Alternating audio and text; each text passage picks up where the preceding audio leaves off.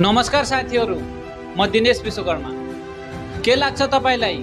हाम्रो देशको शासन प्रणालीले जनताको हितमा रहेर काम गर्छ या आफ्नो स्वार्थ पूरा गर्नको लागि नेताहरूले सञ्चालन गरिरहेका छन्? आउनुहोस् आजको भिडियोमा कुरा गरौँ। मेरो देश नेपाल, जहाँ राजतन्त्र र गणतन्त्र दुवैको इतिहास छ। कसले कति राम्रो कति नराम्रो काम गर्यो भन्ने तपाईहरूलाई सम्झाइ बुझाइ राख्नु पर्दैन। हामी सबै छर्लङ्ग छौँ। वास्तवमा भन्नुपर्दा शासन प्रणाली भनेको संरचना मात्रै हो र यसलाई सही ढङ्गले कसरी सञ्चालन गर्ने भन्ने कुराहरू नेताको भर पर्छ। तपाईलाई के लाग्छ, हाम्रो देशको नेताहरूले जनताको सेवा गर्छन् या आफ्नो कुर्सी बचाउनको लागि मात्रै भागदौड गरिरहेका छन्?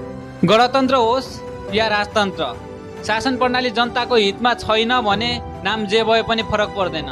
जबसम्म जनताले शिक्षा, स्वास्थ्य, रोजगारी र न्याय पाउँदैनन् तबसम्म कुनै पनि व्यवस्था सफल हुँदैनन्। आज पनि कतिपय अस्पतालहरूमा गुणस्तरीय सेवा छैन। विद्यालयहरूमा पढाइको अवस्था कमजोर हुँदै गइरहेछ।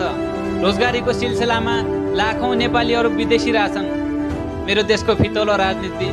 खैर, अब समय आएको छ सही नेतृत्व चयन गर्ने, युवाहरू जागरुक बन्ने, सत्ता र शासनको लागि नभएर देश र जनताको लागि आवाज उठाउने समय आएको छ। हामी सबै मिलेर अघि बढे परिवर्तन सम्भव छ। देशको मेरुदण्ड नै जनता हुन्। यदि शासन प्रणाली नै जनताको हितमा छैन भने देश समृद्धि बन्दैन। हस्त, धन्यवाद।